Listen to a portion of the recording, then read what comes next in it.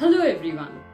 Last episode, we spoke about the subject line and increasing the possibility of getting your email opened by understanding what not to do while composing the subject line. We now understand what not to write as a subject line, so let's look at recommendation on what will work.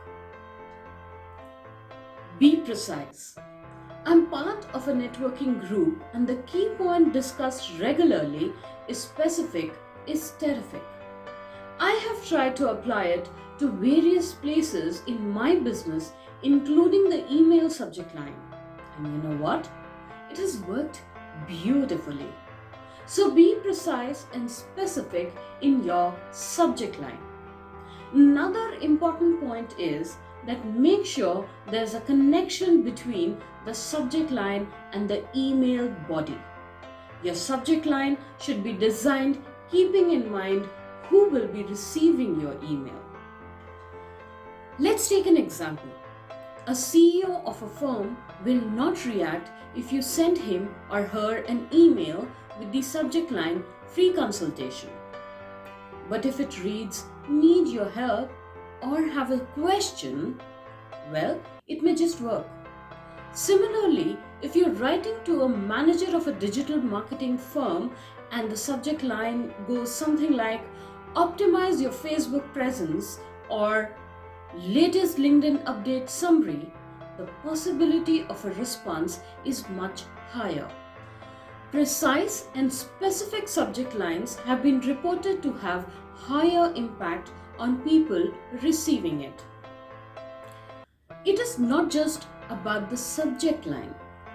Don't use it as a clickbait as we are hoping for a response. The email body has to be in line with the subject. Another subject line that can help in increasing the response is offering a value proposition. Well, if you're writing to a business owner, a subject line like higher growth for business, a business collaboration proposal will have a higher probability of being opened compared to, say, free consultation or business tips. A senior business owner may not find free or tips attractive enough to open the email. Even better would be something like scale your business by X percentage. Basically, if you observe the subject lines which we have been talking about, they all are specific to the receiver, their profile, or the industry they represent. The next step is stitching the subject line with the body. Like I mentioned earlier, be truthful and honest in your communication.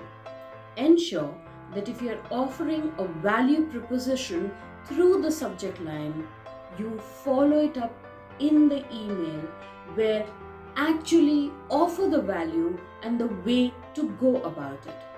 The important thing is to keep in mind here, call to action. It is important that the email close with clear next step shared with the receiver so that they can respond to you accordingly. Also, make it urgent. Try putting a timeline or deadline for the offer you're making to ensure prompt action. A very important point to remember here is not to do hard sell. Let the receiver appreciate the value proposition. At times, we try to put everything in one email as if there is no tomorrow. Create blocks of communication over an email series. Let the first mail give a taste of what you offer through a sample. This will lead you to the next door where you can talk a bit more about your product and service in the following email. It could also list some of your client testimonials and success story that establish your expertise. If required, and based on the response, you could do some more of it in your subsequent email and then in a fresh email after few days, move towards your core sales pitch. Follow it up with more insights and call to action through another email. Once you create these series, you will notice that your rate of conversion or response has gone up. In the next episode, we will touch some key do's and don'ts of business communication through social media. Remember, every communication has to be personalized as much as possible. Like instead of starting the email with dear sir and ma'am, address the person with his or her name. We all like personal attention, and the possibility of response goes up when we perceive that we are getting a special treatment. Most important, enjoy the whole process and you will surely come out as a winner. All the best and thanks for your time.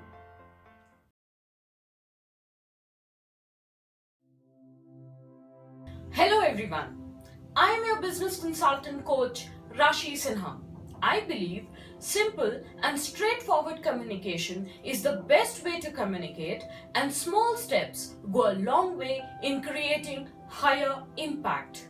I will be sharing such simple tips every week with you. If you have a specific question for which you would want me to share my experience or tips, please mention it in the comment section below and I'll definitely look at it and address it in the future episodes. Look forward to interacting more with you.